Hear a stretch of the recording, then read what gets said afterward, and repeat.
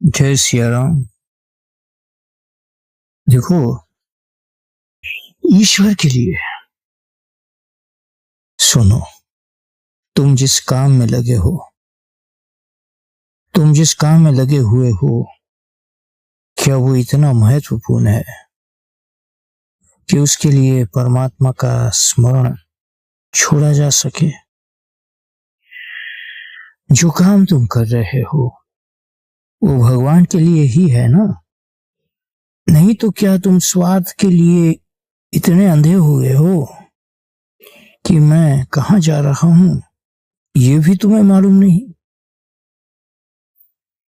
तुम्हें कुछ प्रकाश भी दिखता है क्या? फिर सब अंधकार ही अंधकार है जिनमें तुम फंसे हुए हो, उलझे हुए हो? एक बार तटस्थ होकर, न्यूट्रल होकर उन्हें देखो। ऐसा करते ही तुम अपने को उनसे मुक्त पाओगे। संसार के सारे बंधन और संपूर्ण बंधन तुम्हारे अपने मन के माने हुए ही है। उन्हें चाहे जब तुम जोड़ सकते हो, परंतु ऐसा करते समय यदि तुम भगवान के साथ जुड़ जाओ तो तुम्हें एक अभूतपूर्व आनंद का अनुभव होगा। तो पूरी शक्ति लगाकर परमात्मा को पुकारो, तुम्हें तत्क्षण सहायता मिलेगी। तुम्हारे मन प्राण में एक नवीन चेतना का प्रवाह होने लगेगा और तुम अद्भुत उत्साह तथा स्फूर्ति प्राप्त करोगे।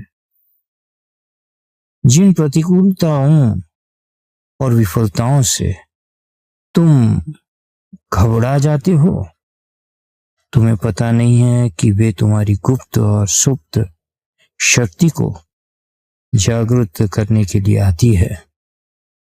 वे ही तुम्हारे आत्मविश्वास के अवसर उपस्थित करती है। तुम हारो मत, प्राण रहते उनकी जीत मत मानो। अंत में विजय तुम्हारी है, क्योंकि परमात्मा की संपूर्ण शक्ति तुम्हारे आह्वान की बाट जो रही है।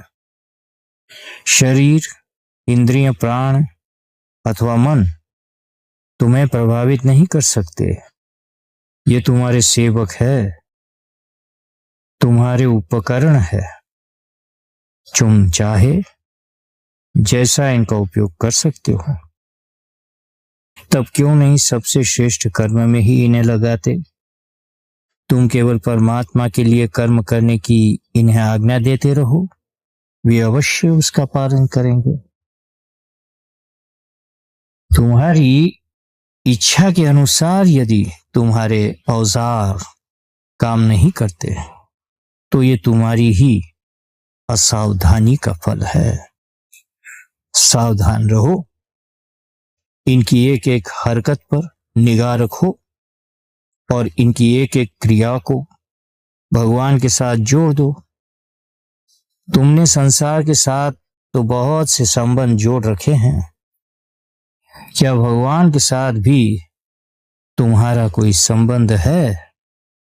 यदि होने पर भी तुम उसे नहीं जानते हो तो जानो, तुम देखोगे वे इतने निकट है वे कि ऐसी निकटता और किसी की ही नहीं है।